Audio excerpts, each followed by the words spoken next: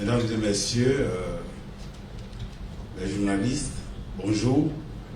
Je profite pour adresser donc des joyeuses fêtes de Pâques à toute la population, en particulier à nos sœurs et à nos frères chrétiens. Ce jour important, donc, en tout cas pour la religion chrétienne. Tout comme les autres membres du gouvernement, le ministère de l'économie numérique et de la Poste, que j'ai l'honneur de diriger, est engagé dans les actions de lutte face donc à la crise du Covid-19. Dès le début de cette crise, vous avez suivi notre appel à travers donc les médias. Je reviens aujourd'hui sur 3 initiatives majeures du ministère de l'économie numérique et de la Poste, avant bien sûr de réitérer nos recommandations. Ces mesures, donc ces initiatives sont donc les suivantes. D'abord le télétravail, dont j'ai eu donc à vous parler, le téléenseignement, et puis les mesures d'anticipation en termes de solutions digitales pour préparer un peu le déconfinement, le débat aujourd'hui qui a lieu partout à travers le monde. Donc ce sont les 3 points que j'aurai à développer. Premièrement, au niveau du ministère de l'économie numérique, comme nous l'avons dit, nous avons fortement recommandé le télétravail. Aussi bien au niveau de l'administration publique que dans tous les secteurs privés.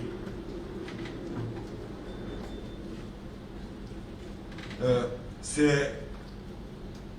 divers outils de télétravail existent sur Internet et sont même gratuits, faciles à utiliser par tous les travailleurs. Vous savez tous que dans notre pays, le digital a fait une très forte pénétration.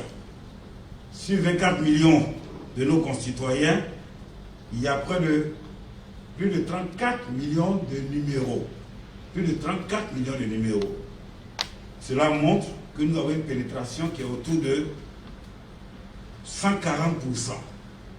Ne serait-ce qu'au niveau du téléphone mobile.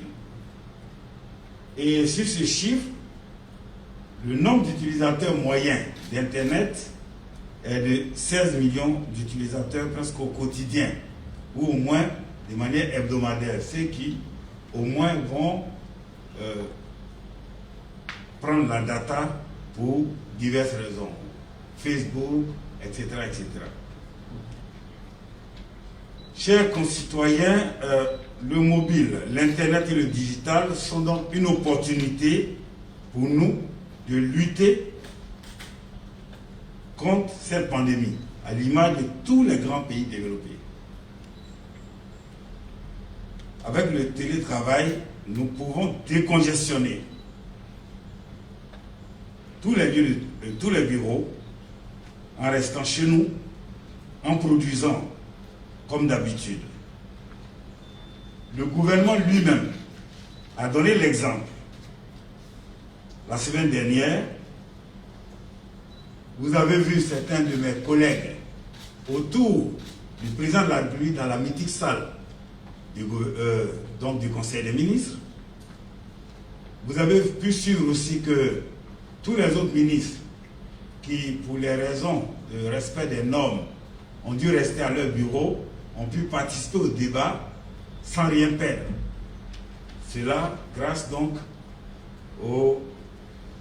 à la vidéo donc conférence. Alors, le nombre limité de membres dans la salle n'a pas empêché donc le respect strict des normes édictées. Alors, ce que je voudrais dire à ce propos, c'est qu'il est bon que chacun de nos concitoyens sache que bien avant l'avènement donc de cette pandémie, le gouvernement était déjà suffisamment équipé, et cela à travers le ministère en charge de l'économie numérique. Et plus précisément, à travers l'ANSUT, qui est une structure donc sous nos tutelles. En fait, toutes les solutions sont possibles aujourd'hui dans notre administration grâce à nos stratégies de gouvernance électronique appelées e-Gov.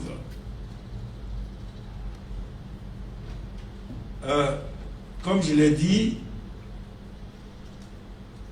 à travers donc cette solution donc, de dématérialisation des services administratifs, nous avons acquis 8000 licences. Il faut que les concitoyens le notent. 8000 licences auprès de Microsoft. À ces 8000 licences, il faut ajouter 5000 autres licences qui ont été mises à notre disposition spécialement pour nous permettre de traverser pendant 6 mois. Nous espérons bien que nous n'allons pas en arriver jusqu'aux 6 mois, traverser jusqu'aux 6 mois en tout cas. Donc nous avons 13 000 licences aujourd'hui qui sont à notre disposition, qui permettent à l'administration ivoirienne de travailler grâce aux outils qui sont donc à notre disposition. Alors l'outil de Microsoft qui est à notre disposition s'appelle donc Microsoft Teams. Et cet outil permet les échanges de messagerie électronique professionnelle à travers l'outil que certains connaissent, Outlook qui est bien connu. Il y a des outils donc d'audio et de conférence, donc qu'on appelle le Teams. Il y a tous les outils de bureautique Office qui sont bien connus, qui sont des outils auxquels les Ivoiriens sont accoutumés, les utilisent tous les jours. À l'aide donc de ce dispositif, les échanges de données sont possibles. Et ces échanges de données sont garantis en toute confidentialité. Ainsi, plus de 10 000 utilisateurs peuvent concomitamment, simultanément, utiliser ces outils à travers la solution e-Gov dans toute l'administration ivoirienne. Il suffit donc de disposer d'un ordinateur portable, donc d'un laptop, d'un desktop, d'un ordinateur donc fixe de bureau, d'avoir donc des périphériques caméras sont activés, d'avoir donc des smartphones, en tout cas qu'ils soient Android ou en tout cas des ordinateurs, des téléphones mobiles dédiés. Et tous ces outils permettent de travailler partout où que vous trouverez.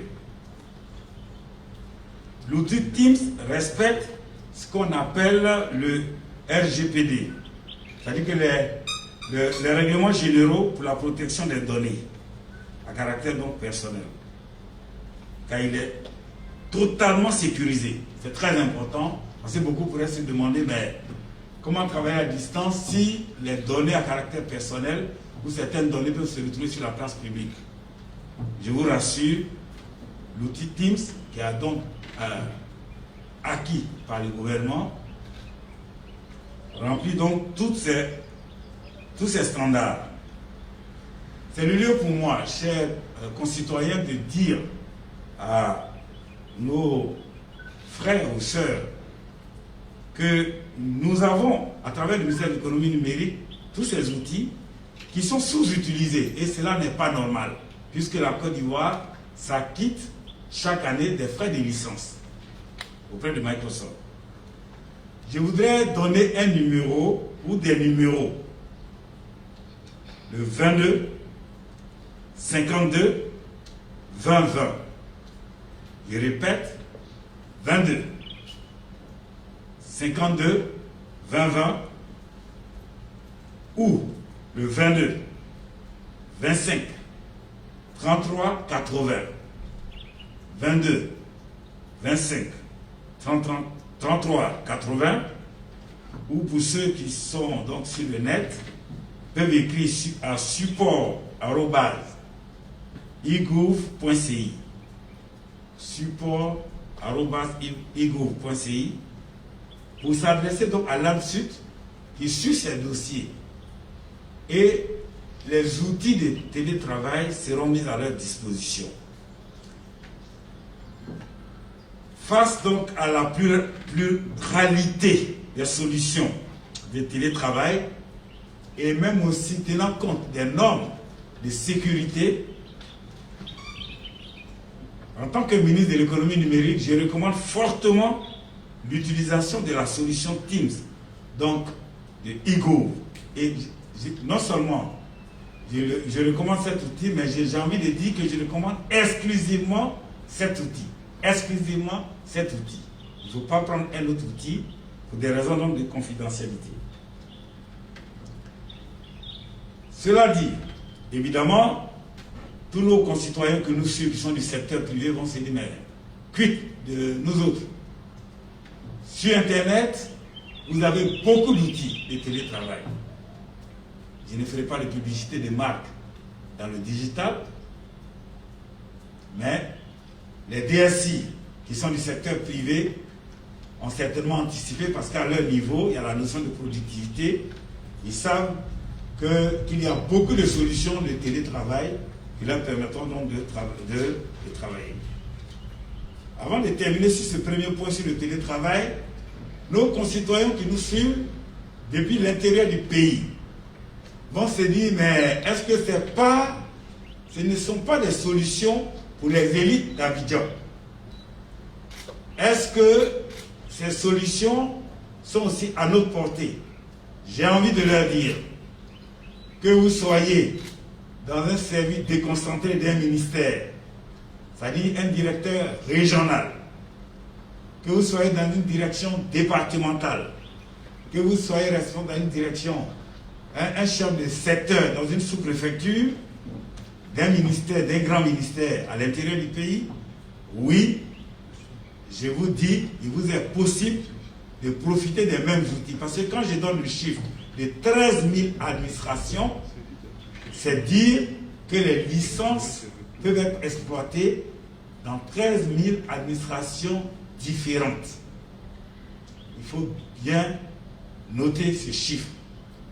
Et la solution est sous-utilisée et n'est pratiquement pas utilisée. Cela n'est pas normal. Et j'entends beaucoup de collègues dire qu'on a opté pour la double rotation. Mais en optant pour la double rotation, vous laissez certains agents à la maison qui auraient pu produire là où ils sont à travers les outils que je viens de citer, alors que l'État du Côte d'Ivoire paye la licence qui est donc sous-exploitée. Donc j'ai tout de suite annoncé les numéros. Donc le télétravail, je le recommande fortement. Évidemment, les personnes du troisième âge, il leur a été fortement recommandé de rester chez elles. Si d'aventure certains de nos concitoyens sont encore actifs et donc sont des personnes du troisième âge, ben, ces personnes du troisième âge, même en restant à la maison, peuvent utiliser, exploiter donc le télétravail. La deuxième solution que je viens proposer au titre du ministère de l'économie numérique, c'est d'encourager le téléenseignement. En d'autres termes, on peut appeler le e-learning. Le e-learning ou les MOOCs. Les MOOCs, qui sont des abréviations anglicistes, Massive, je ne sais quoi, qui sont des cours qui sont donc mis en place en ligne dans toutes les universités, toutes les grandes écoles, qu'elles soient publiques ou privées, qui ont anticipé en tout cas l'utilisation de MOOCs ou de e-learning dans leurs universités. Alors, beaucoup me diront, mais quid des institutions de formation qui n'ont pas anticipé? Je dirais, toutes les crises doivent être des raisons pour nous permettre d'évoluer dans la vie. L'être humain a ce principe de la résilience, du réflexe de pouvoir s'adapter aux difficultés. Et cela m'amène à dire que si par extraordinaire, dans une université publique, on ne s'était pas encore inscrit à l'heure du e-learning, ben il faut y aller. Le gouvernement était très heureux d'être parvenu à adopter la normalisation des programmes, des curricula. Il ne faut pas que cette crise de Covid-19 nous amène à dégrader cet acquis. C'est très important, parce que dans une autre vie, je sais de quoi je parle, il était difficile, souvent, pour des gens qui sont en première année de L1, de commencer au mois d'octobre, comme dans tous les grands pays. Pour les programmes de L1, des licences, on pouvait les commencer au mois de février. Aujourd'hui, avec le e-learning, il faut mettre abondamment les cours en ligne et permettre aux étudiants d'y accéder. Certains me diront, oui, mais ce n'est pas accessible à tous. Moi, je m'inscris en faux parce que les 16 millions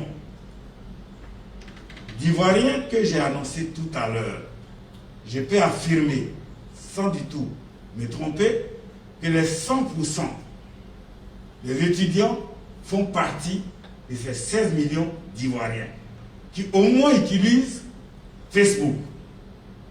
À partir du moment où ils utilisent Facebook, c'est-à-dire qu'ils utilisent la data pour pouvoir accéder à Facebook et qu'ils ont une bande passante forcément acceptable qui leur permet d'accéder donc à Facebook s'ils peuvent le faire.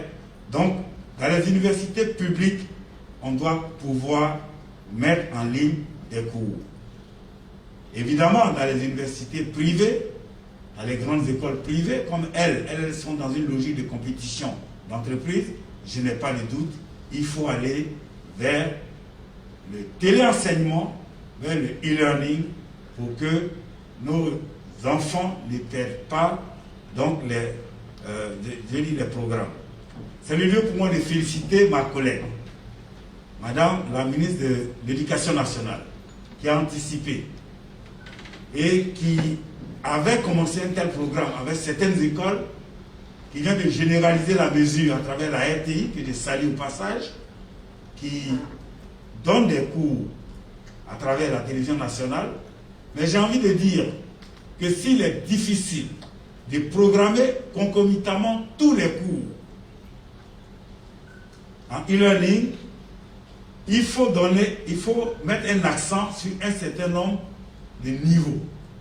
Il s'agit premièrement des programmes des classes de CM2 dans le primaire. Parce qu'eux, ils ont des examens à grand tirage à des dates bien précises dans l'année. Ensuite, les programmes des classes de 3e. Vous savez, c'est le BPC, etc. Les programmes des classes de terminale, les programmes de BTS 2 ou BTS 3, selon le règlement du BTS, et les programmes de L3, de licence 3, même si eux n'ont pas d'examen à grand tirage, puisque le programme de licence 3 varie selon donc le type de programme qu'il y a dans ces écoles. Au total, le téléenseignement doit être de mise partout en Côte d'Ivoire. Et je ne doute pas que les chercheurs dans toutes ces universités, forcément cherchent à échanger avec leurs collègues dans divers domaines à travers le monde, à travers Internet.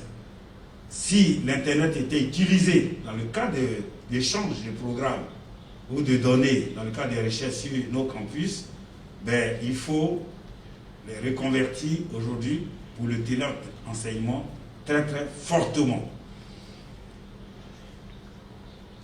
En troisième position, et à la fin, il s'agit donc de la troisième initiative du ministère de l'économie numérique.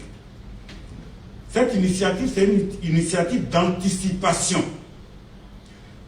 chers amis journalistes, vous savez tous avec moi que notre économie est influencée par le secteur informel.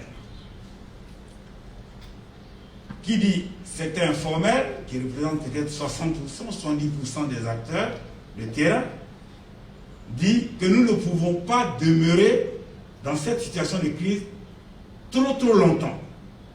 Il va falloir à un moment donné au niveau du gouvernement des mesures d'anticipation, des mesures, des réflexions pour déjà penser déconfinement. C'est-à-dire qu'on sorte du confinement. Et c'est ainsi que le ministère de l'économie numérique a anticipé. Ainsi, avec certains de nos conseillers techniques, et cela en liaison avec certains partenaires à l'international, nous sommes en train de nous inspirer de solutions qui ont fait leur preuve dans des pays avancés. Il s'agit notamment de pays comme la Corée du Sud, le Japon, la Chine, des pays comme l'Allemagne, comme la France, où la réflexion est très avancée aujourd'hui, pour faire en sorte que si nous devons aller très rapidement au déconfinement, il va falloir concomitamment adopter des stratégies de traçage efficaces qui respectent en même temps les normes que j'ai édictées tout à l'heure, les normes de sécurité, j'allais dire les normes de respect donc des données personnelles. Les solutions sont déjà utilisées à travers donc la cellule en charge de la sécurité à la présidence, mais ces solutions sont fondées sur la collaboration avec les opérateurs de téléphonie mobile. Nous utilisons un peu la mobilité des plus de 4000 personnes qui sont arrivées depuis le déclenchement de la crise, les 4000 dernières personnes qui sont arrivées, et nous essayons de les suivre à travers les BTS, c'est-à-dire les antennes que vous voyez, voir tous les points où leurs téléphones ont été identifiés. Et les opérateurs de téléphonie mobile nous disent à tel endroit, les 4000 dernières personnes qui ont atterri sur le territoire national, au moins sont arrivés, sont peut-être plus nombreux dans telle ou telle commune, sont allés dans telle ville de l'intérieur du pays, il faut les suivre, etc. Mais ces solutions ne sont pas totalement efficaces. Il y a une solution aujourd'hui qui est utilisée donc, dans les pays que je viens de vous citer, Israël, la Corée du Sud, le Japon. Vous voyez ces pays où ils n'ont pas pris des mesures fortes de confinement. On a le sentiment que c'est du laisser aller. Non, il n'en est pas question. C'est le digital qui est utilisé en réalité. Il s'agit de quelle solution de tracing? La solution de traçage qui est utilisée, c'est la solution simple que nous utilisons pourtant tous les jours, c'est le Bluetooth. Le Bluetooth, il a l'avantage, avec une mesure de permettre, en lançant, en généralisant le système de Bluetooth, de dire à tous les Ivoiriens, à un moment donné, d'activer leur Bluetooth. Et en activant leur Bluetooth, si une personne, en tout cas qui, malade, venait à rencontrer une personne saine, la personne saine, avec les solutions auxquelles nous sommes en train de penser, va recevoir sur son téléphone portable l'information. Lui et lui seul saura qu'il vient de côtoyer une personne qui est touchée par cette maladie. Et puis, s'il veut être prudent, il peut aller vers l'hôpital. Mais l'avantage de ce système, c'est que les données sont donc des données cryptées, très cryptées, mais visibles, décryptées, peuvent être décryptées par le ministère de la Santé et le ministère de la Santé seul, qui peut avoir les identifiants et les coordonnées de ces personnes. Ainsi, on pourra à un moment donné, vers la fin de cette crise, demandons au ministère de la Santé de se concentrer exclusivement que sur et les malades et les personnes qui ont côtoyé celles qui sont déjà contaminées, comme c'est le cas au Japon, en Corée du Sud, en Chine aujourd'hui, où ils vont progressivement vers le déconfinement, en Allemagne, où cette solution vient d'être testée et qui est en passe de l'adopter, en France, où le débat est bien avancé, ils sont en passe donc de l'adopter. Je ne vais pas maintenir, puisqu'on me dit que je vais être soumis à des questions, je voudrais m'arrêter là. Ce sont les 3 grands axes que le ministère de l'économie numérique a identifiés. En titre de rappel, d'abord, télétravail, deuxièmement, téléenseignement, et troisièmement, des mesures digitales pour préparer un jour le déconfinement. Parce qu'il faut bien que notre économie reprenne le jour où le gouvernement viendra à décider que ces mesures sont levées. Chers amis, merci beaucoup. L'occasion m'est donnée aussi, comme tous mes collègues, de dire à mes concitoyens, encore une fois, bonne fête de Pâques, mais surtout, il faut respecter les mesures qui ont été édictées. Il faut se laver les mains régulièrement avec les produits qui sont recommandés. Il faut respecter les distances réglementaires, donc un peu plus d'1 mètre. Il faut éviter de se saluer. Il faut que les personnes du 3e âge ou les personnes qui savent déjà qu'elles ont un système immunitaire faible, de rester à la maison, comme cela a été dit par le gouvernement. Merci pour votre attention et donc je me soumets aux questions.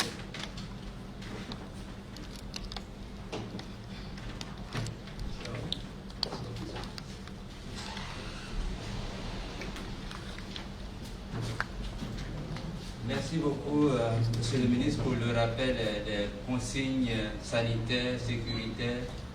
Il faut les respecter. Et maintenant, nous allons recevoir ici le docteur Edith Poissy pour le point de la situation sanitaire. Docteur.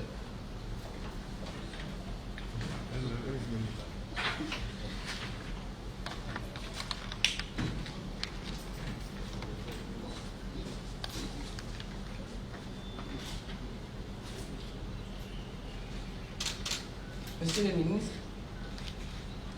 Monsieur le commissaire principal, Mesdames et Messieurs, chers amis de la presse,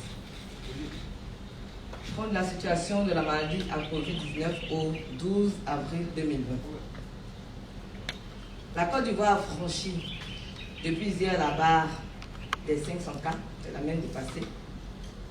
En effet, la situation au 11 avril 2020, c'est-à-dire hier, a mis en évidence un nombre cumulé de 553 cas positifs au Covid-19, après l'annonce faite hier par le directeur général de la Santé. 53 nouveaux cas positifs au Covid-19. 4 nouvelles guérisons de patients dépistés positifs au Covid-19.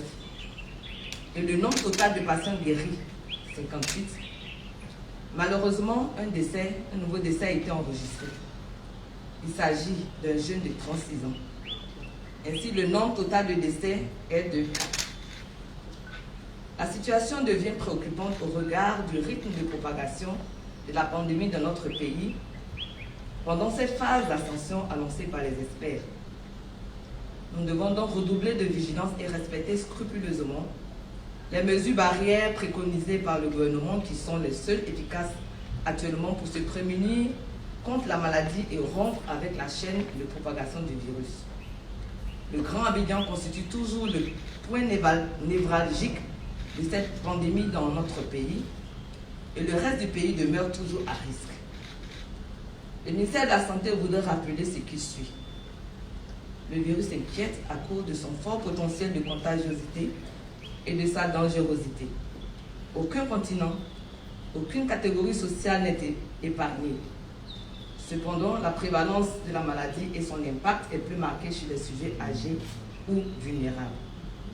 On en guérit, mais on peut en mourir dans des formes sévères ou compliquées. Et sur terrain particulier, hypertension artérielle, diabète, pathologies sous-jacentes de tout genre. S'il est avéré que le taux de mortalité, c'est-à-dire de décès, les plus élevés se trouvent dans la catégorie des personnes âgées ou vulnérables, les enfants et les jeunes ne sont pas exemptés. Pour preuve, le 4e cas de décès de notre pays concerne un sujet jeune de 36 ans. Que son âme repose en paix. Cela devrait interpeller la jeunesse qui constitue, par ses habitudes et ses comportements, la population la plus exposée au Covid-19 et même de propager l'épidémie. Il est possible d'éviter la maladie en faisant le bon choix, le choix responsable et citoyen, le choix de préserver sa propre vie et celle des autres en adhérant aux mesures barrières efficaces en vigueur, à savoir la limitation des mouvements, la distanciation sociale, le lavage régulier des mains à l'eau et au savon, l'utilisation de gel ou de solutions hydroalcooliques, la recommandation de tousser ou d'éternuer dans un mouchoir en papier jetable ou à défaut dans le pli du coude, le port de masque. Le gouvernement travaille au renforcement du dispositif de prise en charge pour une réponse adéquate à cette crise sanitaire. Il s'agit, entre autres, de la mise à disposition progressive de matériel, d'équipements, de médicaments ou intrants, d'infrastructures appropriées pour la gestion des cas suspects, des cas avérés et des sujets contacts. Le succès de la lutte exige la participation de toutes les forces vives du pays. Devant toute préoccupation ou apparition de signes tels que la fièvre, accompagnée de toux, de maux de tête, de courbatures ou de difficultés respiratoires, appelez les numéros gratuits suivants pour être orientés. Le 143, le 125, le 119 et le 101. Il existe des formes asymptomatiques de la maladie, c'est-à-dire des personnes contaminées mais ne présentant pas de signes. Mais ces personnes-là peuvent transmettre la maladie. Les mesures barrières trouvent ici tout leur sens. Le ministère de la Santé et du Jeune Public sait compter sur l'engagement de tous et en particulier les médias comme relais de sensibilisation et les jeunes pour une appropriation de ces différentes mesures barrières proposées. En effet, le rôle des jeunes, qui constituent une frange importante de la population, est capital dans cette lutte et dans le succès de la riposte. L'absence de discipline et de sens de la responsabilité peut mettre à mal tous les efforts consentis pour endiguer le fléau. Le ministère de la Santé et du Jeune Public va insister sur la réalité de la pandémie et surtout sa présence sur le continent africain et dans notre pays. Enfin, nous rappelons le dispositif de prise en charge en vigueur, à savoir le confinement à domicile, le confinement à l'INJS pour les sujets contacts et la prise en charge dans les structures dédiées. En ce dimanche où les chrétiens du monde entier et ceux de la Côte d'Ivoire célèbrent la résurrection du Christ Sauveur, nous prions que sa lumière nous éclaire, sa sagesse nous guide afin de sortir victorieux de ce combat contre le Covid-19. Bonne fête de Pâques et que Dieu nous garde. Je vous remercie.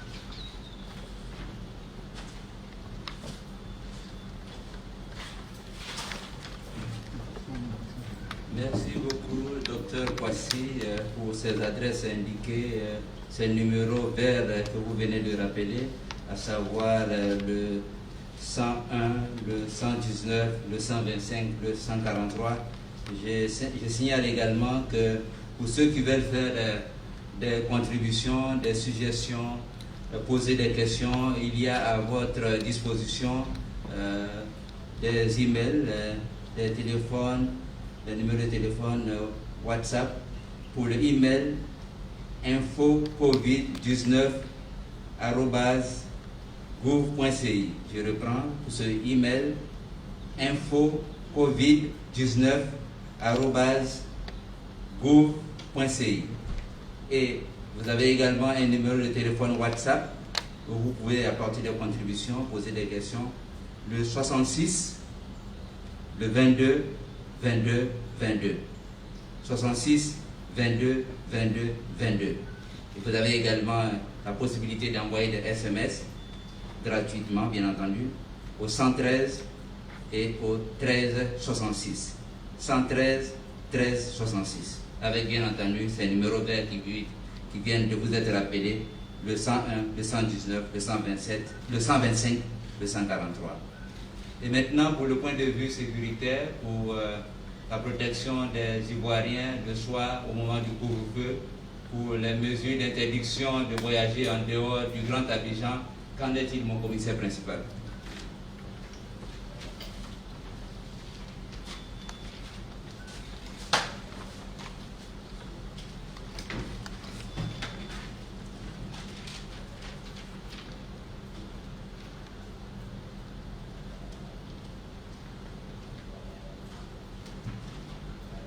Bien, merci.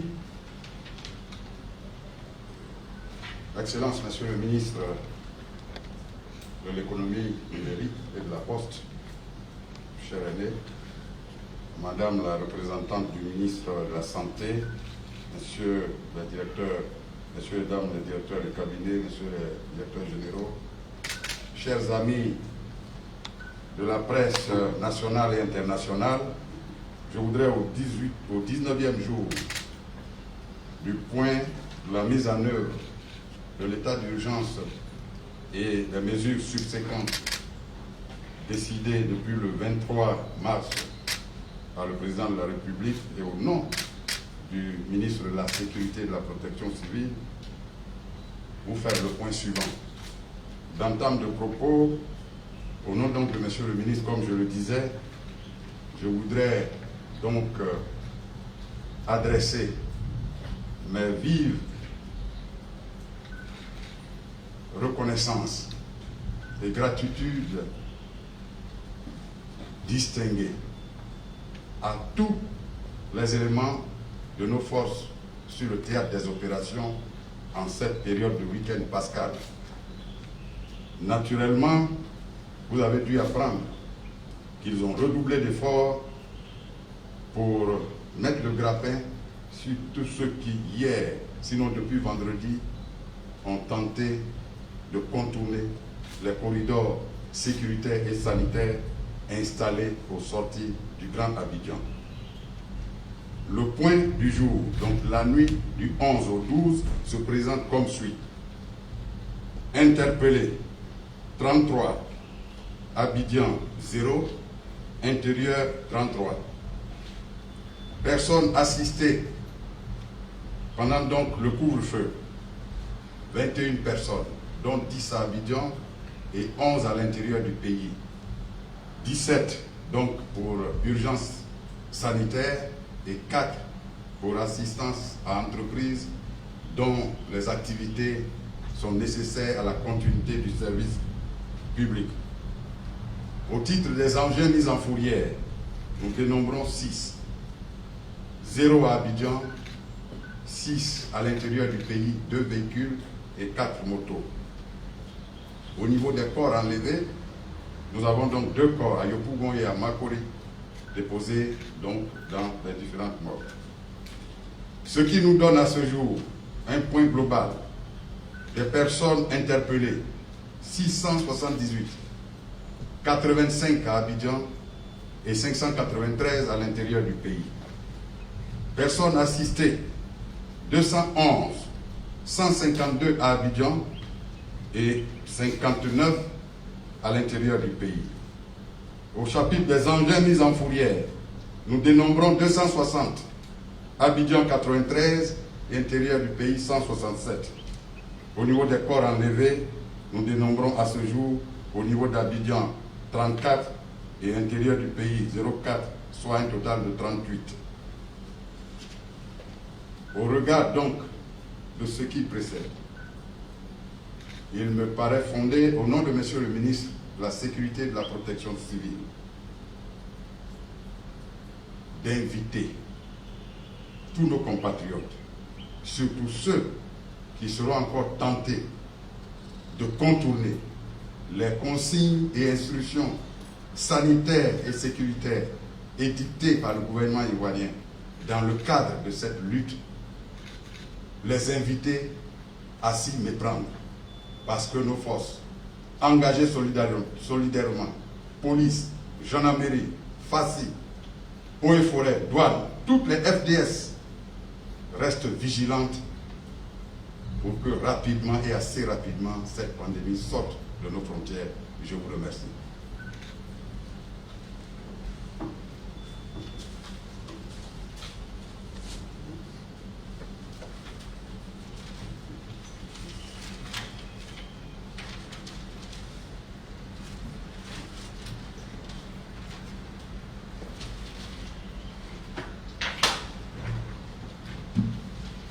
Merci beaucoup, commissaire principal de Charlemagne, pour ce point de la situation sécuritaire. Et maintenant, nous allons, comme d'habitude, prendre les questions et demander à nos intervenants d'y répondre. 5 questions, voilà, c'est la tradition. Première question de... Oui, monsieur.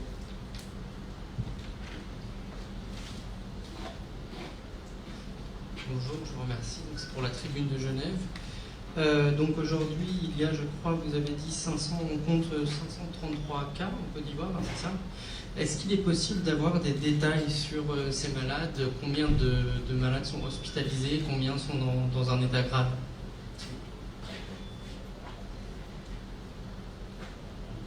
Deuxième question.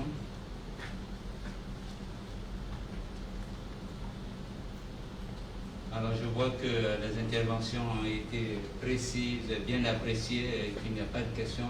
Nous allons donc inviter le docteur Kwasi pour répondre à cette question. Je vais ajouter 2 questions. Ok, allez-y, puisqu'il n'y a pas d'autres questions, allez-y. Alors, au niveau du nombre, de la capacité de tests, est-ce qu'on peut savoir combien il y a eu de tests effectués à ce jour, et est-ce que cette capacité va augmenter dans les prochains jours ou pas?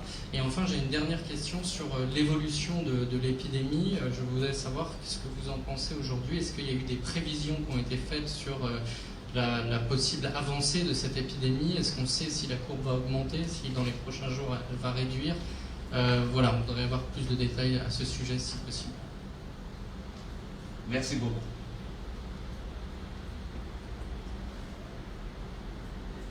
Docteur Kwasi. Delphin et oui, agence événement de presse. Mon intervention va à l'endroit de madame le représentant du ministère de la Santé.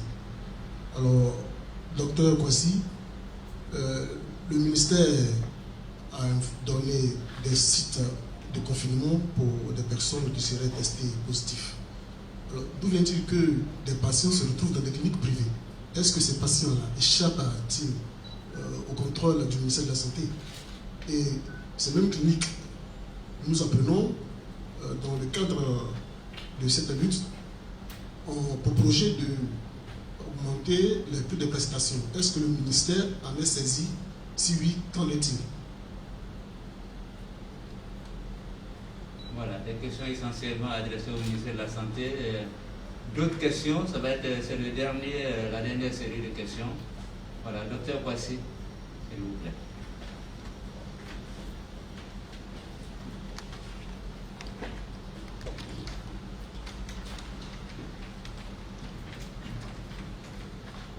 Merci pour les questions. Je pense que les 553 cas au Covid-19, c'est le point annoncé par le ministère de la Santé avec le nouveau chiffre de DGS hier. À cette heure-là, je n'ai pas, parce que je ne m'attendais pas exactement à cette question, je n'ai pas la répartition des malades dans les hôpitaux, mais j'ai rappelé qu'il y a des malades qui sont consignés à domicile. C'est une des stratégies. Il y en a qui sont dans les structures dédiées aux VITI, pour les cas non compliqués, et il y a ceux qui sont au SMIT. La dernière fois, j'avais fait le point, mais je n'ai pas le point actualisé. Donc, pour ne pas faire d'erreur, je préfère dire que je n'ai pas ce point actualisé. Maintenant, vous avez demandé quand il y a le test. Il y a 2 jours, nous étions à plus de 2000 tests. Donc, si on ajoute les 2 dernières journées, je pense qu'on est autour de... Il y avait 191 échantillons hier. Donc, je pense qu'on doit être au-delà on est au-delà des 2000. Donc, je ne vais pas avancer des chiffres que vous allez contester après. Donc, ce que je sais, c'est qu'on a déjà franchi la barre des 2000 tests au moins. Les cliniques. Normalement, les cliniques ne sont pas habilitées à prendre en charge les cas de Covid-19. Le ministre de la Santé et du Jeune Public a rencontré les directeurs de cliniques et leurs associations et il a été clairement dit à ces cliniques-là qu'il peut recevoir un cas suspect, puisque a priori, tant qu'on ne vous a pas diagnostiqué la positivité au test de Covid, Vous n'êtes pas censé être atteint de Covid pour présenter les signes. Donc, quelqu'un qui présente la toux, la fièvre, peut se retrouver dans une structure et à l'interrogatoire avec son passé, le médecin qu'il a rencontré peut suspecter fortement un Covid-19. Ils ont un point focal à l'NHP qu'ils appellent, c'est ce qui lui a été dit, et le SAMU, ça déclenche l'action du SAMU qui va chercher le malade, faire le prélèvement et l'envoyer là où il faut. Donc s'il y a des cliniques qui le font, à ma connaissance, jusqu'à ce jour, ils n'ont pas été autorisés à le faire. Mais je prends bonne note de votre préoccupation et nous allons transmettre à la hiérarchie et puis certainement on va faire ce qu'il y a à faire. Sinon, officiellement, les cliniques privées ne sont pas autorisées à le faire. Il y va de leur sécurité à eux d'abord, ils ne sont pas outillés pour. Et puis pour les autres malades, ça va présenter des dangers pour les autres malades qui vont recevoir pour leur personnel. Donc dès l'instant où un cas est avéré, il est pris en charge dans le système public. C'est les procédures qui ont été validées par le ministère à ce jour. C'est ce que je peux répondre à votre préoccupation. Les cliniques privées ne sont pas habilitées à prendre en charge des cas de Covid-19. C'est peut-être de la discipline également à leur niveau. C'est à voir.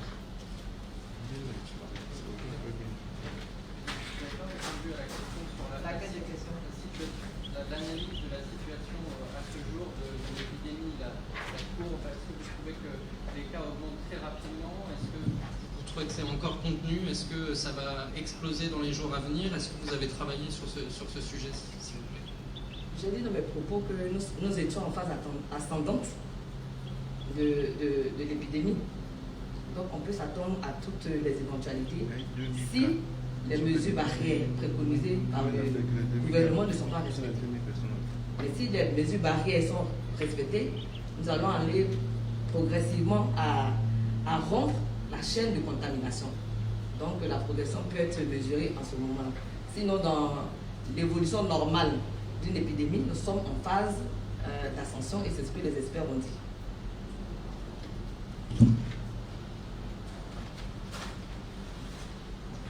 Merci beaucoup, Dr Poissy. Mesdames et messieurs, si vous êtes expert dans votre secteur, que vous soyez psychologue, sociologue, médecin, leader communautaire, que vous avez des suggestions, des contributions à faire au gouvernement, une adresse mail infocovid19@gouv.ci ou un numéro WhatsApp 225 66 22 22 22. Les questions d'internautes adressées à M. le ministre Mamadou Sanogo, en charge de l'économie numérique. Nous suivons les points de presse tous les jours et en outre, il est recommandé aujourd'hui le télétravail. Tout cela nous coûte de l'argent. Est-ce qu'il n'y a pas à envisager une baisse du coût des appels téléphoniques, des data? D'autre part, vous avez parlé de 13 000 licences. Est-ce que les 13 000 licences suffisent pour les travailleurs ivoiriens, pour leur permettre de travailler à distance? Monsieur le ministre.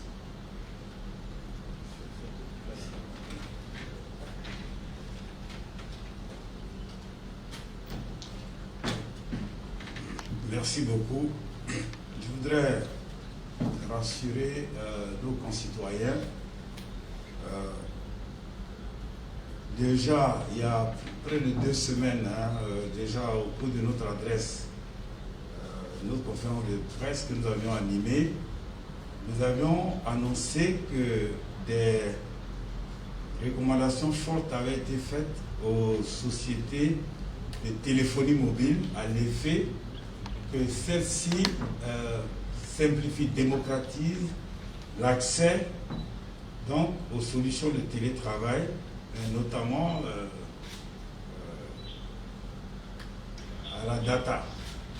Je voudrais saluer ici, c'est vrai, loin de moi la volonté de faire la publicité de quelques sociétés de téléphonie mobile quelconque, mais il faut saluer les entreprises qui observent ce qu'on appelle en entreprise les principes de RSE, c'est-à-dire de responsabilité sociale et environnementale, ou même de les valeurs d'éthique en entreprise. Il s'agit ici de MTN et de Move. Il faut saluer au passage. Dès que nos mesures, nos recommandations ont été faites, ces deux sociétés ont répondu tout de suite. Elles ont baissé les coûts. Peut-être que les internautes ne font pas attention, mais je sais que ces deux sociétés ont suivi. Je prie vivement que l'autre société, que je n'ai pas besoin de nommer, suive rapidement cette mesure qui a été faite. Nous sommes dans une situation particulière, chacun doit contribuer, chacun doit aider les Ivoiriens. Et donc, aujourd'hui, les prix ont baissé. Mieux. Au niveau, parce que c'est vrai, le ministère de l'économie numérique gère le secteur du digital, mais quelque part, il le fait en lien avec d'autres institutions nationales. En lien donc avec la BCAO, la Banque centrale des États de l'Afrique de l'Ouest, il y a quand même des directives qui ont été diffusées pour que les EME, les émetteurs de monnaie électronique, ce qu'on appelle les EME, sont un peu tous ceux qui font du transfert d'argent et autres, essaient de appliquer zéro taxe, zéro coût, les transferts d'argent. Donc, je peux affirmer que le coût de la data a baissé, dans deux sociétés au moins. Je n'ai pas les détails ici. Loin de moi la volonté de faire la publicité. Ces sociétés sont connues et je demande aux internautes souvent de faire très très attention aux offres qui leur sont faites. Mais en tout cas, sur 3, 2 ont bel et bien respecté et nous battons pour que donc, toutes ces sociétés-là respectent ces mesures. Maintenant, quant à la question relative aux mesures de télétravail dans les administrations, je disais tantôt que nous devons tous être responsables. Sur les 16 millions d'utilisateurs réguliers de l'Internet, sur les 24 millions, je vous ai dit, le mobile a fait une pénétration de 140% dans notre pays. Et que sur les 140%, ceux qui au moins on va faire à la data sont autour de 16 millions, soit près de 66%. Il y a très peu d'argent, argent du secteur public, très peu d'argent du secteur public qui n'ont pas au moins eu à télécharger ou à charger un peu de data, c'est-à-dire eu à faire à l'Internet. Alors, je voudrais donc leur dire que quand on le fait très souvent pour des raisons ludiques. Je viens de dire, au début de mes propos, que lorsque nos responsables nous disent qu'il y a les doubles rotations dans les administrations, il est possible pour tous les chefs de service, qu'ils soient à Abidjan, à l'intérieur du pays, de demander à vos collaborateurs de produire des documents qu'ils vous enverront à travers donc Internet. Donc, pour moi, aux deux questions, la réponse est que l'Internet est à la disposition de tous, puisque nous allons sur Facebook des raisons ludiques, mais il est bon que dans le cas de cette crise dont nous ne savons même pas quand nous aurons le pic, pour que la courbe qui n'est qu'exponentielle commence maintenant à avoir, soit en phase descendante. Nous ne pouvons pas le savoir. Notre sœur, le docteur, elle vient de le dire tout à l'heure, représentant du ministère de la Santé. Et donc, il faut anticiper, il faut commencer à intégrer la notion de télétravail, qu'on soit au public ou qu'on soit au privé. Et deux sociétés sont à votre disposition. Je vous remercie.